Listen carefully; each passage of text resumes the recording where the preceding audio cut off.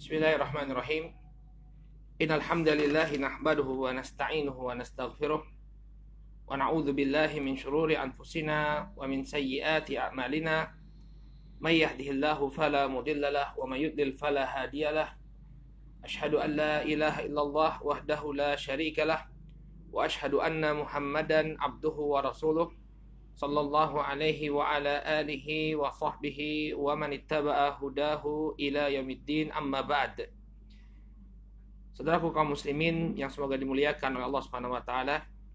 Alhamdulillah, puji dan syukur kita panjatkan kepada Allah Subhanahu wa taala atas segala nikmat yang telah Allah Subhanahu wa taala anugerahkan kepada kita semua, sehingga di kesempatan pagi hari ini kembali Allah Subhanahu wa taala pertemukan kita dalam kajian membahas kitab Fiqh Tarbiyatil Abna yang disusun oleh Fadilatul Syekh Mustafa Al-Adawi hafizahullahu ta'ala.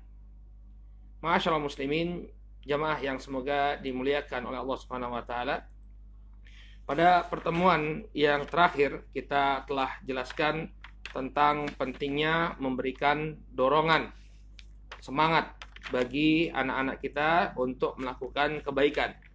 Baik semangat itu atau pemberian semangat itu dalam bentuk doa atau dalam bentuk ucapan pujian atau bahkan memberikan hadiah. Dan sebagaimana yang kita sebutkan pada pertemuan yang terakhir, barakallahu fikum, bahwa ini akan menyebabkan, ini efek positif dari pemberian semangat ini akan menyebabkan anak-anak kita ya terbangun kepercayaan dirinya, dan ini berpengaruh pada masa depan mereka. Ya, kita bisa lihat dari apa yang dilakukan oleh Nabi alaihi salatu wassalam.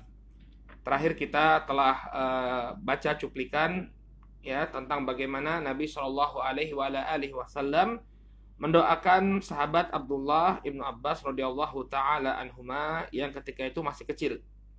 Dan kita akan simak hari ini insyaallah taala apa efek dari dorongan dan doa yang diberikan oleh Rasul Shallallahu alaihi wasallam kepada Abdullah ibnu Abbas.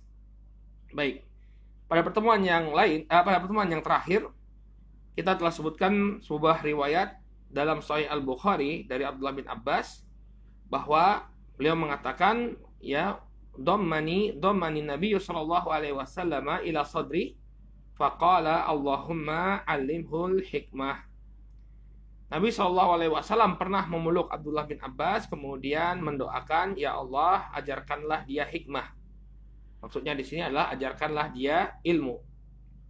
Ya. Kemudian dalam Musnad Imam Ahmad, ya Nabi SAW mendoakan Abdullah bin Abbas, Allahumma faqihu fiddin wa 'allimhu ta'wil. Ya Allah, fakihkanlah dia, pahamkanlah dia terhadap agama ini dan ajarkanlah ilmu tafsir kepadanya. Ya. Kemudian sampai di sini pelajaran kita ya kemarin. Kata Syekh Mustafa Al-Adawi, akhrajal Imam Ahmad min hadisi Ibni Abbas radhiyallahu anhuma, dikeluarkan oleh Al-Imam Ahmad dari hadisnya Abdullah Ibnu Abbas radhiyallahu anhuma, ataitu Rasulullah sallallahu alaihi wasallam min akhiril lail fa shalaitu khalfahu fa akhadha bi yadi fa jarrani fa ja'alani hidaah. Abdullah bin Abbas bercerita, ya, aku mendatangi Nabi Shallallahu alaihi wasallam di akhir malam. Bagaimana yang kita sebutkan bahwa Rasul Shallallahu alaihi wasallam ini menginap di rumahnya Maimunah bintul Harith, ya, bibi dari Abdullah bin Abbas. Mengapa Abdullah bin Abbas bisa berinteraksi demikian dekat dengan Rasul Shallallahu alaihi wasallam? Salah satunya karena Rasul Shallallahu alaihi wasallam ini menikah dengan khalahnya, ya, bibi dari sebelah ibunya Abdullah ibnu Abbas, ini Maimunah bintul Harith. Ibunya Abdullah bin Abbas itu adalah Ummu Fadl bintul Harith, dan dia punya seorang saudara perempuan namanya Maimunah bintul Harith menikah dengan Rasulullah. Inilah yang menyebabkan bahwa Abdullah bin Abbas ya bisa berinteraksi demikian dekat dengan Rasul Shallallahu alaihi wasallam. Beliau mengatakan, aku mendatangi Rasul Shallallahu alaihi wasallam di akhir malam, fa shalaitu khalfah, maka aku pun sholat di belakangnya. Jadi Rasul SAW sedang qiyamul lail ketika itu. Sedang qiyamul lail, ya. Kemudian Nabi Shallallahu alaihi wasallam, Abdullah bin Abbas mendatangi beliau. Ya, Allahu taala alam, sepertinya ketika itu Nabi baru akan mulai sholat. Fa akhadha bi yadi fajarrani faja'alani hidaah. Maka ketika itu Abdullah bin Abbas berada di belakang, maka Nabi SAW mengambil tangan beliau. Waktu itu Abdullah bin Abbas masih kecil ya. Kemudian beliau alaihi salatu wassalam menarikku ke sampingnya. Faja'alani hidaah. Ya, menarik tanganku kemudian meletakkanku di samping beliau. Falamma aqbala Rasulullah sallallahu alaihi wasallam ala salatihi khanast. Ketika Nabi Shallallahu alaihi wasallam memulai salatnya, maka aku pun mundur kembali ke belakang. Maka aku kembali mundur ke belakang. Fakultu, kemudian falamman sarafa qala li. Setelah beliau selesai salat, beliau mengatakan kepadaku, "Masya'ni aj'aluka khidai ya fatanakhas ya fatahnas. Ada apa ini, kata Rasulullah SAW. Saya sudah menempatkan dirimu, ya, kamu sudah saya tempatkan di sampingku, tapi kenapa engkau mundur? Ya, kenapa engkau mundur? Nabi SAW sudah meletakkan ya Abdullah ibnu Abbas di samping beliau, tapi malah beliau mundur. Ya, maka Abdullah ibnu Abbas menjelaskan alasannya kepada Nabi alaihi salatu wasalam. Kata beliau, "Ya Rasulullah, awayan bagi li ahad an yusalliya hida'ak wa anta Rasulullah alladzi a'taka Allah." Maka kata Abdullah bin Abbas, "Ya wahai Rasulullah, apakah pantas bagi seseorang ya untuk sholat di sampingmu, ya sejajar denganmu, padahal engkau adalah Rasulullah, ya, di mana Allah Subhanahu wa taala telah memberikan risalah kepadamu." Qala, kemudian Nabi Shallallahu alaihi wasallam atau Abdullah bin Abbas mengatakan, ya, fa'ajabtuhu, ternyata jawabanku itu membuat heran Rasul alaihi salatu wasallam. Ya, membuat heran Rasul alaihi salatu wasallam. Fada Allahu li an yazidani ilman wa fahman. Maka kemudian beliau pun berdoa kepada Allah Subhanahu wa taala untuk menambahkan ilmu dan pemahaman kepadaku. Ya. Jadi Nabi Shallallahu alaihi wasallam mendoakan Abdullah bin Abbas radhiyallahu taala anhuma untuk menambahkan kepadanya ilmu dan juga pemahaman terhadap agama. Ya. Jadi menurut Abdullah bin Abbas ketika itu nggak pantas untuk sejajar dengan Nabi alaihi salatu wasallam. Nah, para ulama sendiri berbeda pendapat tentang mana yang afdol bagi seorang makmum ketika dia berimam, ya, artinya berjamaah hanya berdua dengan imamnya. Sebagian ulama mengatakan yang afdol adalah dia berada di samping imamnya, jadi langsung dia berada di samping imam, ya. Sebagian ulama mengatakan bahwa hendaknya dia mundur sedikit. Kenapa? Agar jangan sampai nanti kebablasan, ya, ketika dia duduk ketika dia berdiri sejajar dengan imam, ya, kemudian dia posisinya maju ke depan sedikit melampaui imam karena apa? Untuk menjaga, kehati-hatian. Jangan sampai makmum ini maju kemudian posisinya berada di depan imam, ya. Jadi para ulama mengatakan afdolnya itu dia mundur sedikit. Kenapa? Kalau dia maju, ya, semaju-majunya dia tidak akan melewati posisi imam. Ya, kalau dia berada di belakang, maka semaju-majunya dia, ya, kan kadang orang kalau sholat itu ya kadang maju dia, kadang mundur dia, ya.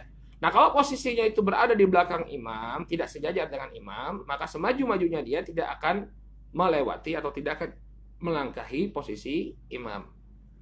Jadi sebagian ulama mengatakan yang disunahkan itu agak mundur ke belakang sedikit. Sebagian mengatakan ya sesuai dengan apa yang dilakukan oleh Rasulullah SAW. Ketika Rasulullah SAW menempatkan Abdullah bin Abbas sejajar dengan beliau, maka apa? Maka ya sudah, yang disunahkan itu adalah sejajar. Ini khilaf di kalangan para ulama. Wallahu ta'ala alam. Ya, kedua-dua pendapat ini memiliki sisi pendalilan yang sama-sama kuat.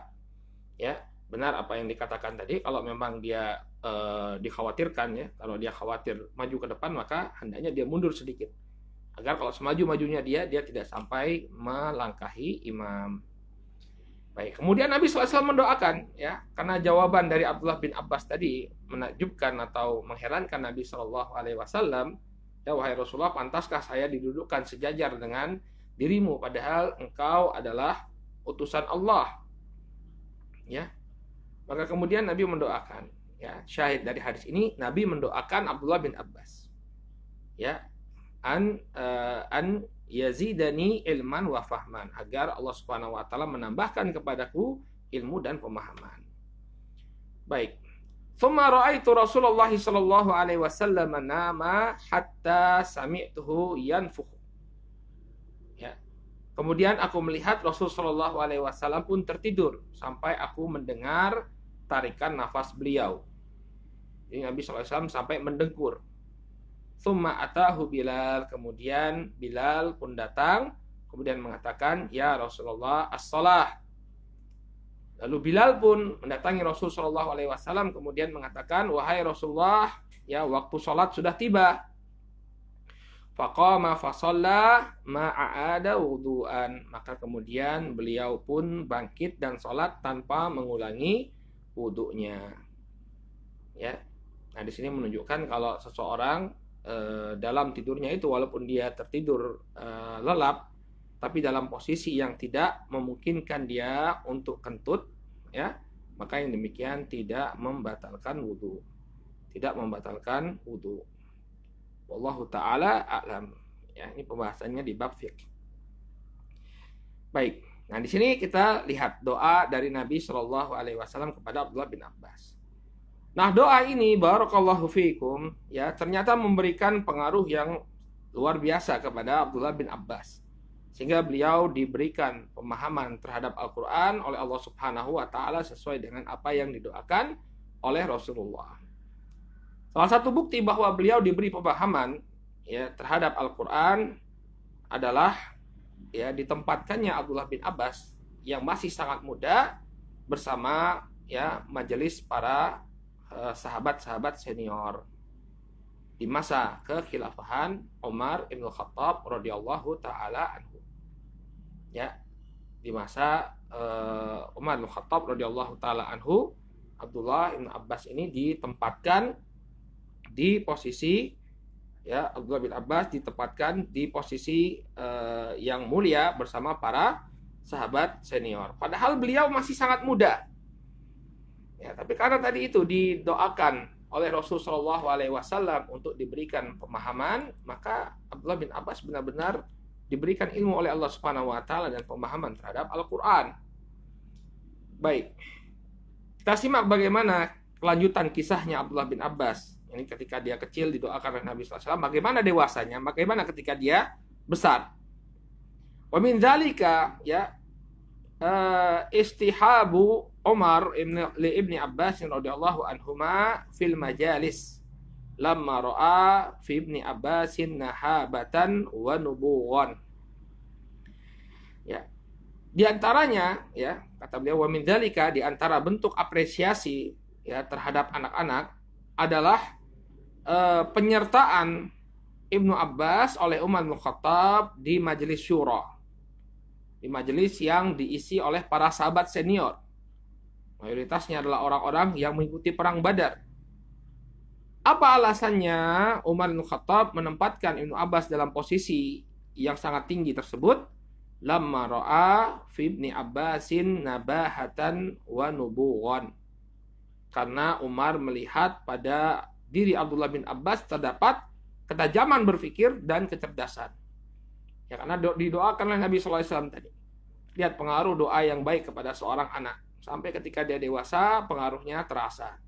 Sampai-sampai Umar melihat, ya, demikian tajamnya pemikiran Abdullah bin Abbas dan demikian cerdasnya Abdullah bin Abbas, yang diantaranya disebabkan oleh doa dari Nabi alaihissalatu wassalam. Dari Nabi alaihissalatu wassalam.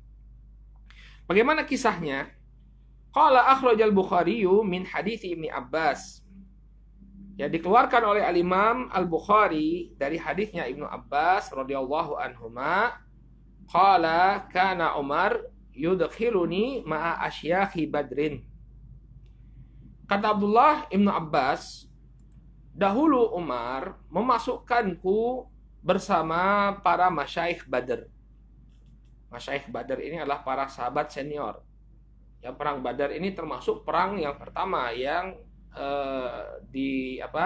yang dipimpin oleh Rasul Shallallahu Alaihi Wasallam pada tahun kedua Hijriyah.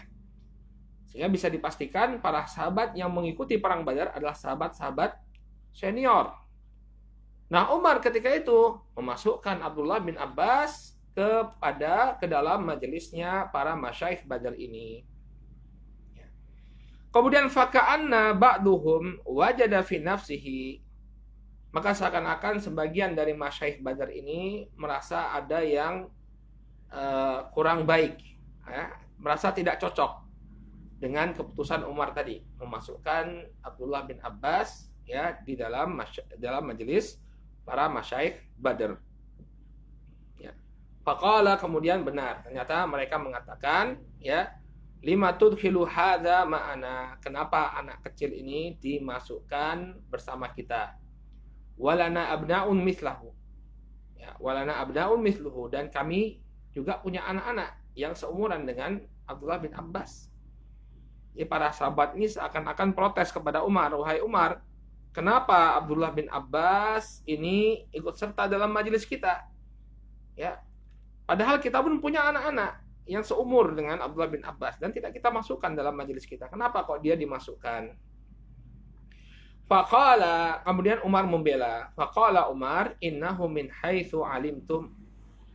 Ya, sesungguhnya dia kalian akan melihat kenapa beliau menempatkan Abdullah bin Abbas dalam majelis tersebut. Ya, atau kalian sebenarnya sudah tahu bagaimana kedudukannya Abdullah bin Abbas ini, kedalaman ilmunya dan kecerdasannya. Maka kemudian Umar ya menunjukkan kepada mereka tentang kedalaman ilmu Abdullah bin Abbas. Qala fada'a, ya, fada'a dzata lailatin, ya, fa'adkhalahu ma'ahum. Kemudian Umar pun memanggil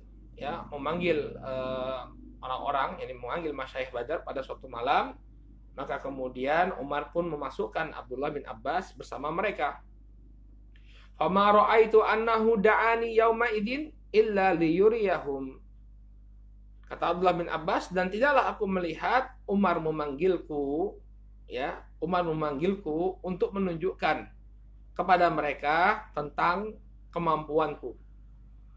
Ya, jadi Abdullah bin Abbas ini sengaja dipanggil oleh Umar bin Khattab untuk menunjukkan tentang kedalaman ilmu beliau di hadapan para masyaikh Badar.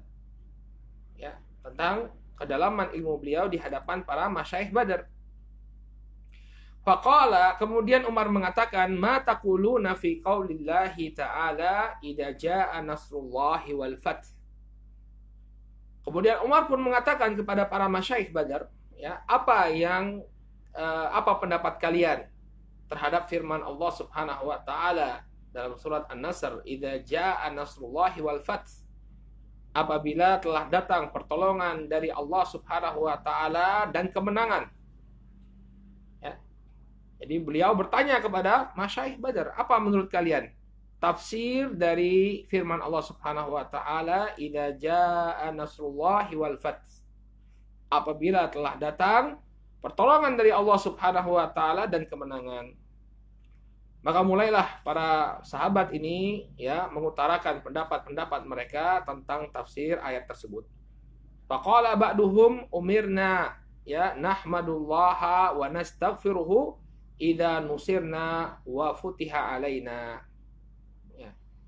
Sebagian di antara mereka mengatakan tafsir dari ayat ini adalah kita diperintahkan untuk memuji Allah Subhanahu wa taala dan memohon ampunannya apabila Allah memberikan pertolongan kepada kita dan Allah memberikan kemenangan kepada kita. Ya. Jadi ini tafsir para sahabat, sebagian sahabat ketika itu. Jadi mana idza jaa nasrullahi wal fath, artinya kita diperintahkan untuk memuji Allah dan meminta ampunan ya dari Allah Subhanahu wa taala apabila kita ya diberikan pertolongan dan kemenangan. Qala wa sakata ba'duhum. Kemudian sebagian di antara mereka diam. Falam yaqul syai'an, tidak mengutarakan sesuatu apapun. Ya, jadi mereka tidak berkomentar. Jika ditanya oleh Umar apa tafsiran dari ayat ini, mereka tidak berkomentar. Faqala li, kemudian Umar pun mengatakan kepada Abdullah bin Abbas, akadzalika taqul ya Ibnu Abbas? Ya, apakah ini juga yang menjadi pendapatmu, wahai Ibnu Abbas? Faqultu la, maka Abdullah bin Abbas mengatakan tidak, ya. Bukan itu yang menjadi pendapatku. Faqala fama taqul? Kemudian Umar mengatakan, kalau begitu apa yang menjadi pendapatmu, wahai Abdullah bin Abbas? Qala qultu, kemudian dia mengatakan, qultu huwa ajalu Rasulillah sallallahu alaihi wasallam a'lamahu lahu. Ayat ini ya bercerita tentang kematian Rasul sallallahu alaihi wasallam, bahwa wafatnya Rasul sallallahu alaihi wasallam itu sudah dekat.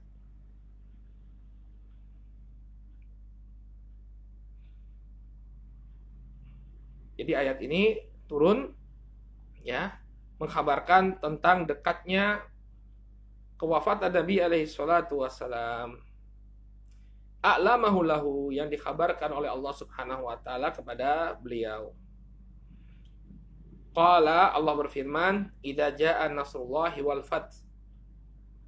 Apabila telah datang pertolongan dari Allah Subhanahu wa taala dan kemenangan. Wa dzalika alamatu ajalik, dan ini merupakan tanda kematianmu.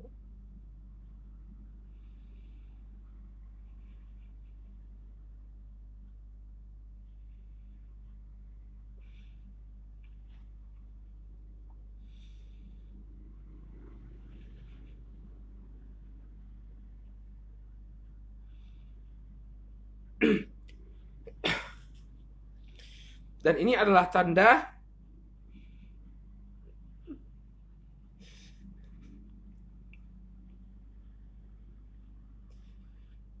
wafatnya Rasul sallallahu alaihi wasallam. Fasabbih bihamdi rabbika wastaghfir innahu kana tawwaba.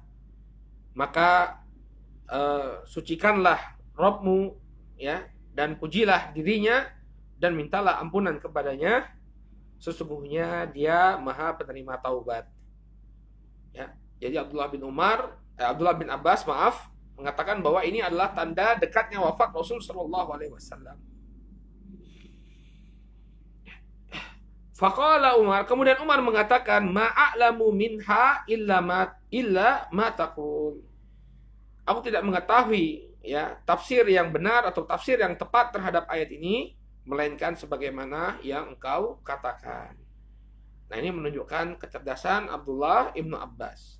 Ya, apa yang menjadi tafsiran beliau ini disetujui oleh Umar ibn Khattab. Dan demikianlah tafsiran yang benar, bahwa wafatnya Nabi alaihi salatu wasallam sudah dekat. Oleh karena itulah ya Allah Subhanahu wa taala memerintahkan beliau untuk memperbanyak tasbih. Ya, demikian juga memperbanyak memuji Allah Subhanahu wa taala dan meminta ampunan kepadanya. Ya. Ini menunjukkan ada dua hal yang bisa kita lihat dari peristiwa ini. Yang pertama, kita bisa melihat bagaimana efek dari doa Rasul sallallahu alaihi wasallam. Rasul sallallahu alaihi wasallam mendoakan kebaikan kepada Abdullah bin Abbas ketika beliau masih kecil.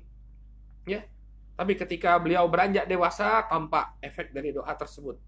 Beliau benar-benar diberikan pemahaman oleh Allah Subhanahu wa taala terhadap kitabullah. Sehingga tafsir yang beliau sebutkan ya adalah tafsir yang benar, dari ayat Al-Qur'an. Wallahu taala alam. Kemudian yang kedua, di sini kita bisa melihat bagaimana Umar bin Khattab ya mengapresiasi kecerdasan dan ketajaman berpikir dari Abdullah bin Abbas dengan meletakkan beliau di majelisnya para masyaikh Badar, ya para sahabat senior. Ya, jadi kemudian tidak kita ketika ada seorang anak yang diberikan potensi, maka kita hendaknya kita akomodir potensi yang ada pada anak tersebut. Kalau dia sudah mampu memang ditempatkan di posisi yang kebanyakannya dipegang oleh orang-orang yang sudah lanjut usia, tapi dia mampu, maka tidak menjadi masalah. Ya, Usama bin Zaid kemarin kita sudah sebutkan usianya 18 tahun, tapi diangkat menjadi panglima oleh Rasul alaihi salatu wassalam. Demikian juga sebagian para sahabat usianya baru 8 tahun, tapi karena dia yang paling banyak hafalan Al-Qur'annya dijadikan imam oleh para sahabat. Ya, demikianlah yang harusnya kita lakukan sebagai orang tua, memberikan apresiasi kepada anak-anak kita, memberikan kesempatan bagi mereka untuk menunjukkan kemampuan mereka, masya Allah. Ya, mereka ini adalah sebaik-baik generasi ya. Para sahabat adalah sebaik-baik generasi. Kemudian fragmen lain dari kisahnya Abdullah bin Abbas, ya, dari kisahnya Abdullah bin Abbas radhiyallahu taala anhuma, yang menunjukkan betapa besarnya apresiasi yang diberikan oleh Rasulullah dan doa yang diberikan oleh Rasul Shallallahu Alaihi Wasallam untuk beliau. Ya, ada sebuah kisah yang disebutkan oleh Imam Al-Bukhari. Ya, kata Syekh Mustafa di sini, wa min hadzal bab ma akhrajahul Bukhari min tariqi Ubaid ibni Amir. Ya,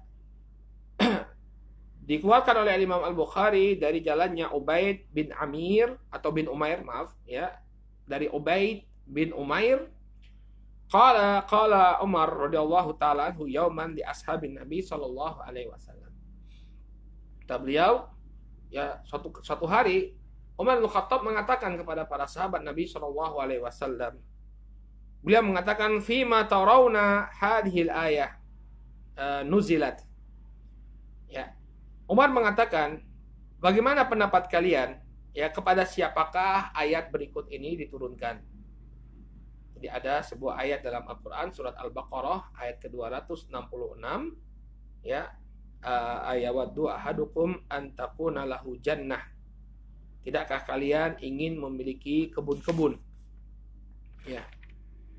Faqalu, kemudian para sahabat mengatakan, Allahu a'lam. Ya. Allah lebih mengetahui maknanya, kata sebagian para sahabat. Faghadiba Umar, maka kemudian Umar marah. Faqala, kemudian beliau radhiyallahu taala mengatakan, ya, na'lam au la na'lam. Katakanlah, ya, kalian itu mengetahui atau tidak mengetahui. Kalau tidak mengetahui, ucapkan kami tidak tahu apa maknanya. Ya, tegaskan bahwa kalian tidak tahu apa artinya. Ya, apa tafsir dari ayat tersebut. Faqala Ibnu Abbas, kemudian Ibnu Abbas mengatakan, fi nafsi min hasyai'un ya Amirul Mukminin. Pada diriku terdapat sesuatu wahai Amirul Mukminin. Maksudnya beliau memiliki suatu pendapat tentang tafsir ayat itu. Faqala Umar, ya ibn akhi, qul wa la takhir nafsak. Ya, masya Allah. Kata Umar, wahai keponakanku, ibn akhi ini panggilan kepada orang yang seumuran dengan anak kita. Jadi orang-orang dulu kalau memanggil orang yang seumuran dengan anaknya, ya, mereka memanggilnya dengan yabna akhi, putra dari saudara laki-lakiku, ya, keponakanku. Ya. Jadi walaupun Umar ini tidak memiliki hubungan kekerabatan dengan Abdullah bin Abbas, tapi tidak mengapa dipanggil keponakan, ya, wahai keponakanku. Ya. Ini panggilan bagi orang yang seumur dengan anak kita. Kemudian beliau mengatakan, wala takhir nafsak, jangan kau merasa minder. Unduru barakallahu fikum, bagaimana Umar menyemangati Abdullah bin Abbas, yang membangun kepercayaan diri Abdullah bin Abbas. Jangan minder. Kalau engkau memang memiliki pengetahuan, sampaikan. Jangan minder. Jangan merasa rendah diri. Qala Ibnu Abbas, ya, duribat masalan li amal. Ya. Kata Ibnu Abbas, ayat ini adalah permisalan bagi amalan. Qala Umar, ay amal, ayu amal. Kemudian Umar mengatakan, ya, amalan apa yang kau maksud? Qala Ibnu Abbas, li amalin li rajulin ghaniyin ya'mal bi ta'atillahi azza wa jalla thumma ba'athallahu lahu syaitan fa'amila al-ma'asi hatta aghraqa a'malah. Ya. Kata Abdullah bin Abbas, ya, maksudnya di sini adalah amalan yang dilakukan oleh seseorang, yang kaya, dia memiliki kekayaan, kemudian dia beramal. Hanya saja ya Allah mengutus syaitan yang menggoda dia sampai kemudian dia melakukan kemaksiatan, hatta aghraqa a'malah, sampai kemudian amalan-amalan baiknya itu tenggelam. Al-Baqarah ayat 266. Ya. Al-Baqarah ayat 266. Mungkin kalau kita baca ayatnya secara utuh, kita akan tahu bagaimana sih tafsiran dari ayat ini. Baik. Firman Allah Subhanahu wa taala ya, ayawaddu ahadukum an takuna lahu jannatun min nakhilin wa a'nabin tajri min tahtiha al-anhar lahu fiha min kulli thamarat wa asabahu al-kibaru wa lahu dhurriyyatun du'afa fa asabaha i'sarun fihi narun fahtaraqat kadzalika yubayyinu Allahu lakumul ayati la'allakum tatafakkarun. Allah menceritakan dalam Al-Qur'an, apakah kalian ingin menjadi seorang yang memiliki kebun kurma dan anggur yang mengalir di bawahnya sungai-sungai, kemudian di dalam kebun itu ada segala macam buah-buahan, kemudian datanglah masa tua pada diri orang tersebut dan dia masih memiliki keturunan yang masih kecil, lalu ditiuplah kebun tersebut ya dengan angin yang demikian keras yang mengandung api, lalu terbakarlah kebun tadi. Demikianlah demikianlah Allah menerangkan ayat-ayat kepada kalian untuk kalian memikirkannya. Maka kata Abdullah ibn Abbas, ayat ini berkenaan dengan orang yang beramal. Ya, masa mudanya dia penuhi dengan amalan-amalan. Namun kemudian di masa tuanya syaitan menggoda dia sampai dia melakukan maksiat. Di masa tuanya dia bergelimang dengan kemaksiatan, maka kemaksiatannya ini kemudian menenggelamkan pahala-pahala kebaikan yang dia lakukan di masa muda. Demikian tafsir ayat ini. Kita bisa melihat kecerdasan dari Abdullah ibn Abbas dalam menafsirkan ayat ini. Ya, juga peringatan bagi kita semua. Ya, senantiasalah kita meminta istiqomahan kepada Allah Subhanahu wa taala. Mungkin banyak di antara kita masa mudanya dipenuhi dengan kebaikan demi kebaikan, tapi nggak tahu nanti di masa tua bagaimana. Bisa jadi Allah Subhanahu wa taala ya cabut hidayah dari kita, ya tergoda kita oleh syaitan, ya kembali melakukan kemaksiatan, akhirnya pahala-pahala yang dahulu kita lakukan di masa muda ya habis semuanya karena kemaksiatan yang kita lakukan di masa tua. Nauzubillah. Nah, syahid dari hadis ini bahwa Abdullah bin Abbas ya diberikan kesempatan oleh Umar bin Khattab untuk menjelaskan bagaimana ra'yu beliau, bagaimana pandangan beliau terhadap ayat tersebut. Baik, qala wa nahu, masih diulas oleh Syekh Mustafa Al-Adawi di sini bagaimana pengaruh doa Nabi SAW terhadap Abdullah bin Abbas.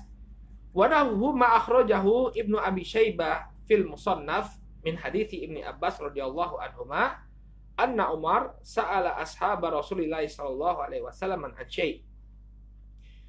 Abdullah bin Abbas mengkhabarkan bahwa Umar bertanya kepada para sahabat Rasul sallallahu alaihi wasallam tentang sesuatu. Faqala fasa'alani fa akhbartuhu, dan juga beliau bertanya kepadaku maka aku mengkhabarkannya. Aku memberitahu apa jawaban terhadap permasalahan tersebut. Faqala, kemudian Umar ya membela Abdullah ibnu Abbas, ya aibtumuni an ta'tu bimithli ma atabihi hadzal gulam alladhi lam yajtami sudu ra'sih.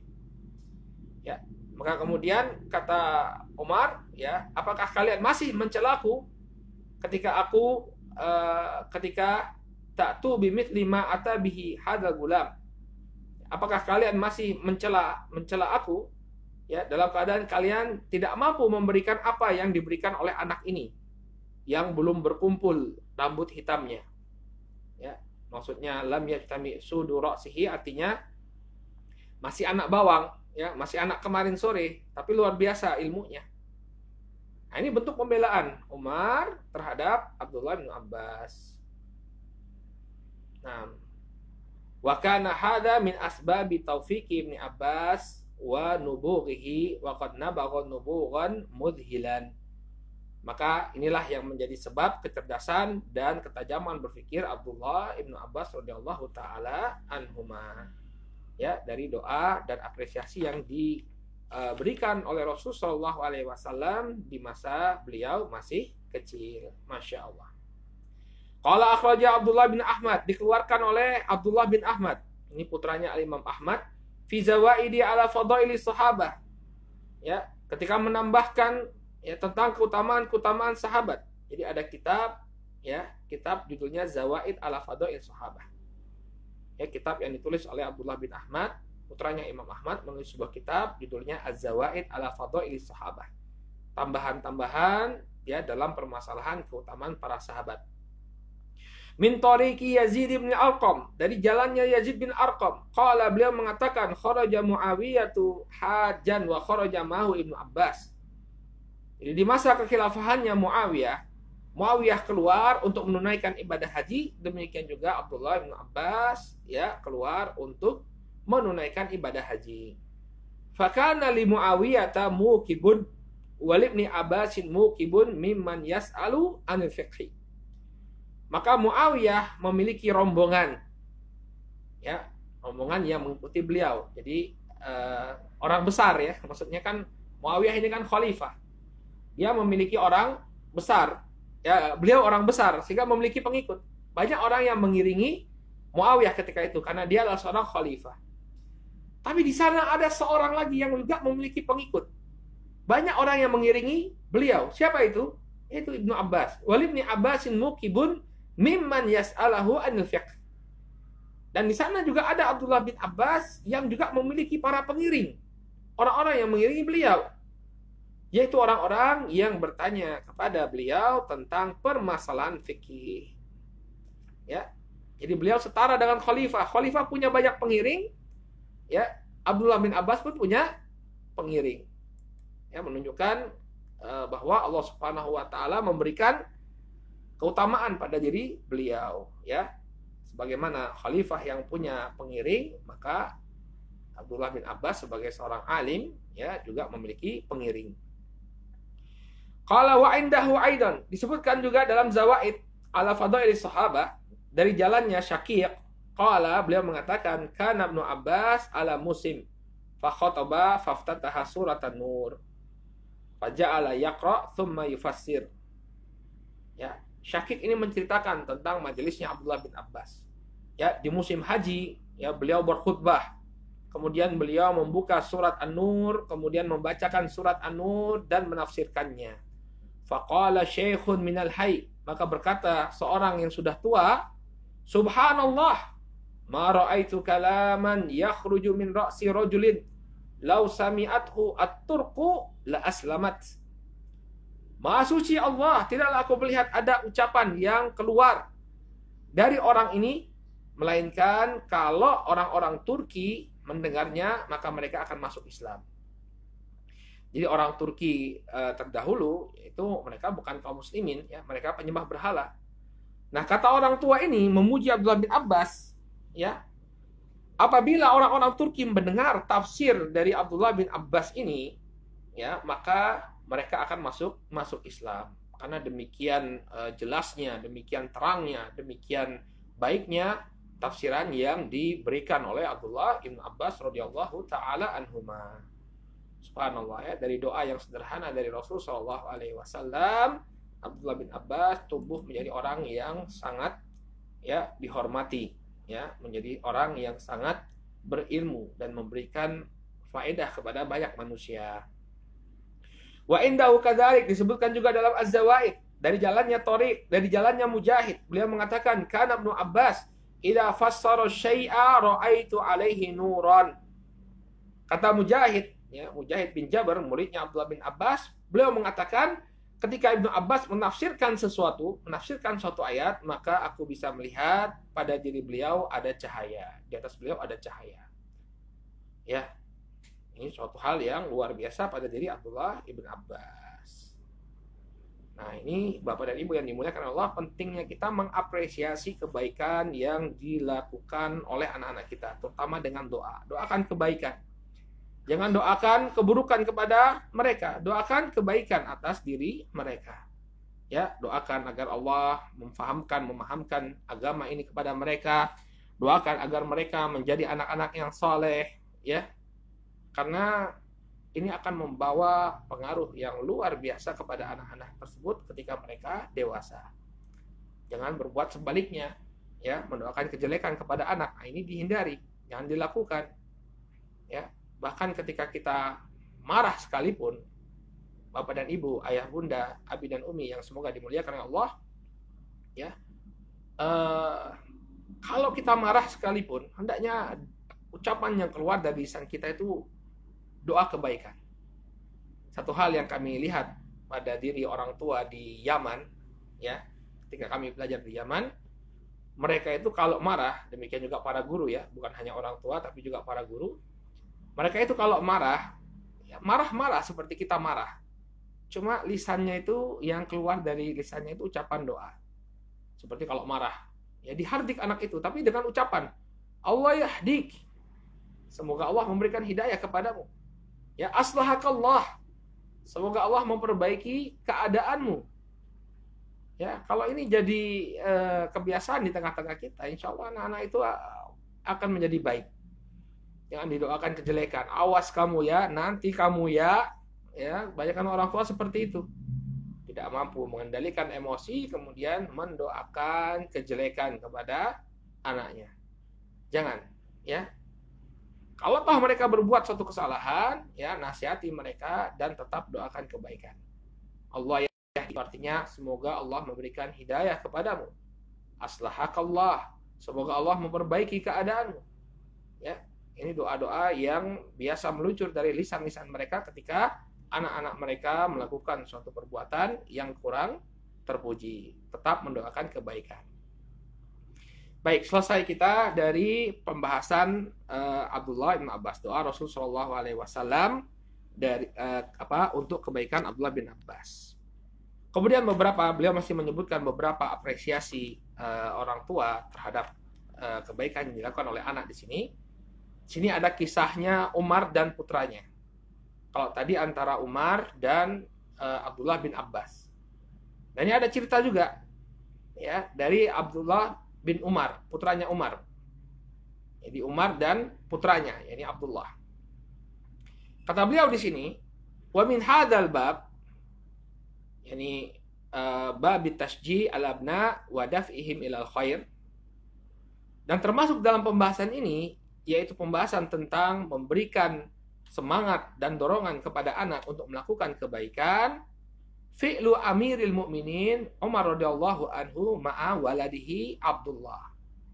Itu apa yang dilakukan oleh Amirul Mukminin Umar bin Khattab radhiyallahu anhu dengan putra beliau, terhadap putra beliau Abdullah.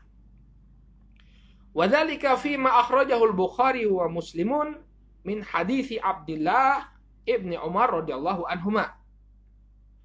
Dan kisahnya, ya, dan kisahnya disebutkan dalam Sahih Al-Bukhari dan Muslim dari hadisnya Abdullah bin Umar sendiri. Beliau mengatakan, qala Rasulullah sallallahu alaihi wa ala alihi wasallam, Rasul sallallahu alaihi wasallam bersabda, inna minasyajari, ya, inna minasyajari syajaratun la yaskutu waraquha wa innaha mithlul muslim. Ya. Fahadithuni mahi. Rasulullah SAW mengatakan sesungguhnya ada sebuah pohon, ya, di antara pohon-pohon itu ada sebuah pohon yang daunnya itu tidak rontok, ya, yang daunnya itu tidak rontok. Wa innaha mithlul muslim, dan pohon ini mirip dengan karakternya seorang muslim. Hadithuni mahi, maka beritahukanlah kepadaku, ya, pohon apa ini. Jadi Nabi SAW memberikan pertanyaan, ya, kepada para sahabatnya, mengajak mereka berpikir tentang suatu permisalan. Ada sebuah pohon yang karakternya itu mirip dengan karakter seorang muslim, maka kabarkanlah kepadaku tentang pohon ini, pohon apa. Nah, di sini juga para ayah bunda, ini adalah salah satu metodologi pengajaran yang dicontohkan oleh Nabi kita Muhammad Sallallahu Alaihi Wasallam. Yaitu memulai pengajaran dengan apa? Memberikan pertanyaan, menggugah curiosity, ya, menggugah rasa ingin tahu. Dan ini sering sekali dilakukan oleh Nabi Shallallahu Alaihi Wasallam, bertanya terlebih dahulu kepada para sahabat. Atadruna manil muflis, misalnya. Dia bertanya kepada para sahabat, ya, tahukah kalian siapa orang yang bangkrut? Ya. Terkadang beliau bertanya kepada sebagian para sahabat, ya, atadruna ya Mu'ad, ma huwa haqqullahi 'alal ibad wa ma huwa haqqul ibadi 'ala Allah. Seperti beliau bertanya kepada Mu'ad, kata beliau alaihi salatu wassalam, ya, apa yang menjadi hak Allah atas hamba dan apa yang menjadi hak hamba atas Allah Subhanahu wa taala. Jadi ini sering dilakukan oleh Rasulullah sallallahu alaihi wasallam untuk menggugah rasa ingin tahu, ya. Nah, dalam kasus ini, dalam bab ini, beliau bertanya tentang sebuah pohon. Apa pohon yang karakternya itu mirip dengan seorang muslim? Qala fawaqa'an nasu fi sajaril bawadi. Maka orang-orang mengira bahwa pohon yang dimaksud oleh Rasul sallallahu alaihi wasallam itu adalah pohon yang terdapat di lembah-lembah. Qala Abdullah, maka Abdullah bin Umar mengatakan fawaqa'a fi nafsi annaha nakhlah. Maka aku merasa bahwa pohon yang dimaksud oleh Rasul sallallahu alaihi wasallam adalah pohon kurma. Fastahyait, akan tetapi aku malu untuk menjawabnya. Ya. Tsumma qalu, kemudian para sahabat mengatakan, ya haditsna mahi. Wahai Rasulullah, tolong sampaikan kepada kami pohon apa yang kau maksud. Kemudian Rasulullah SAW mengatakan, ya hiya nakhlah. Pohon tersebut adalah pohon kurma. Jadi sama jawabannya Abdullah bin Umar. Ini apa yang terbetik di hatinya Abdullah bin Umar ternyata sama dengan apa yang diinginkan oleh Rasul Shallallahu Alaihi Wasallam.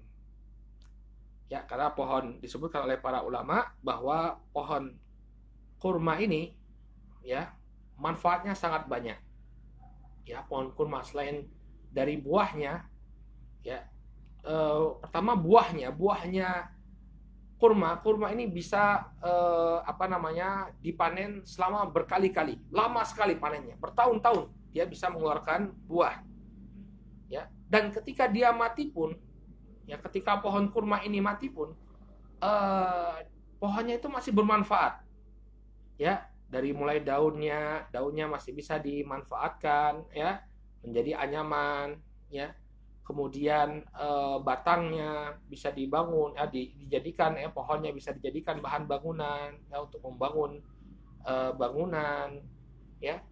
Kemudian bahkan bijinya kurma, ya, bukan hanya daging kurmanya saja yang bermanfaat, bijinya apabila ditumbuk dia bisa menjadi makanan bagi unta, banyak sekali faedahnya. Ya. Maka karakter seorang muslim itu harusnya seperti itu, hadirin yang dimuliakan oleh Allah. Dia memberikan manfaat, ya.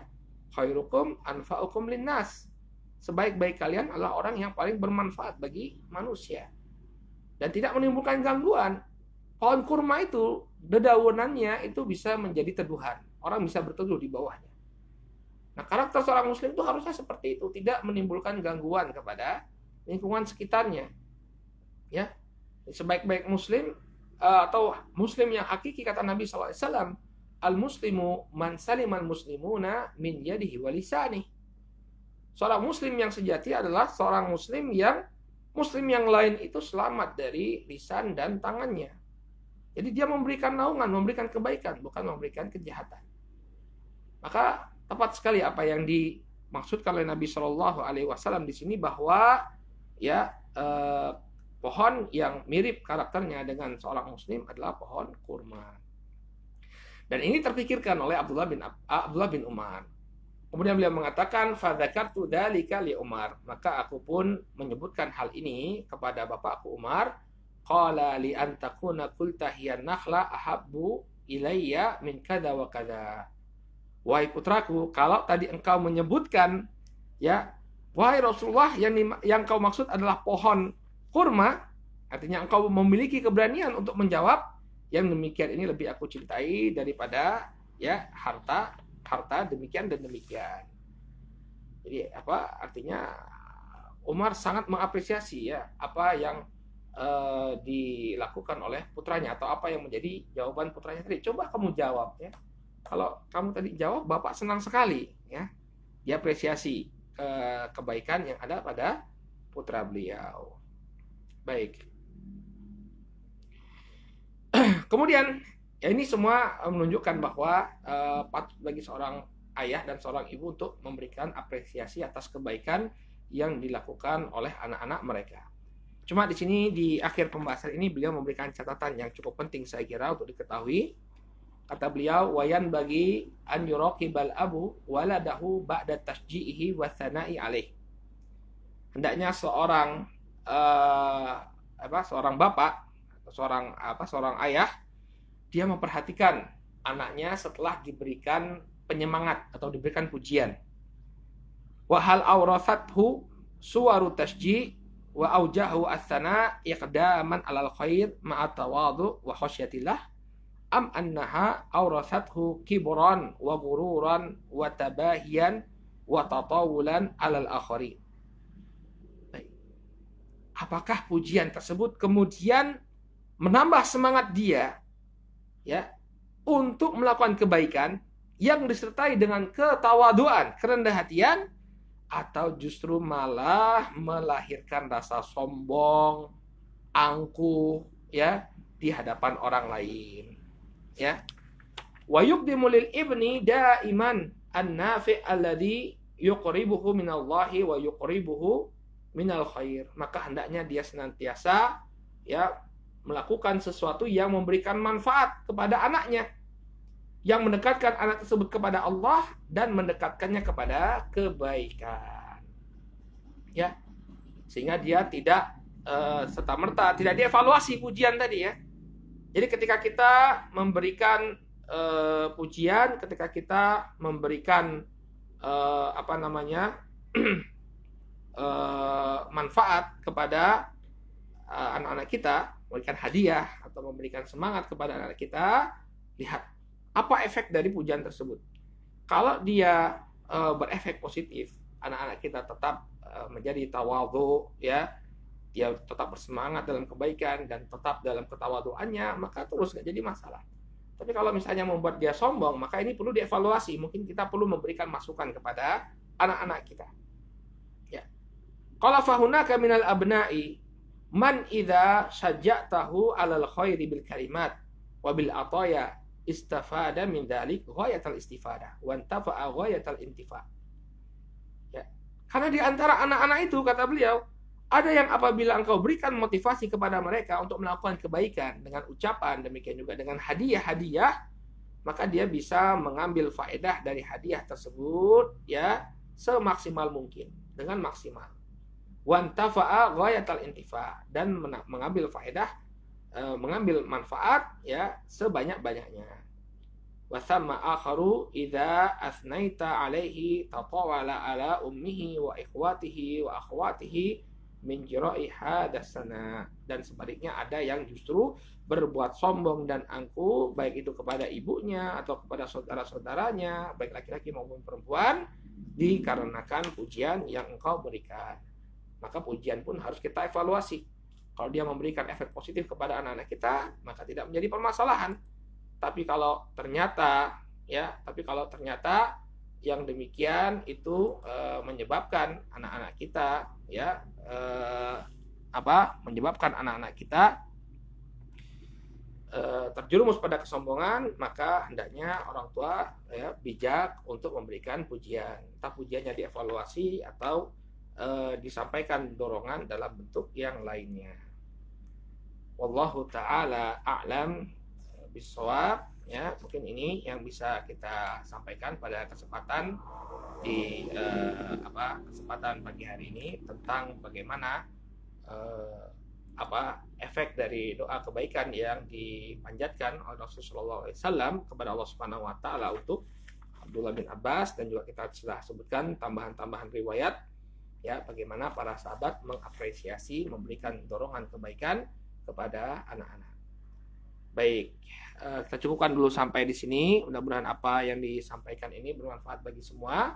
Silahkan bagi yang di Zoom untuk melayangkan pertanyaan. Insya Allah apa yang bisa kita jawab, kita akan jawab. Baik.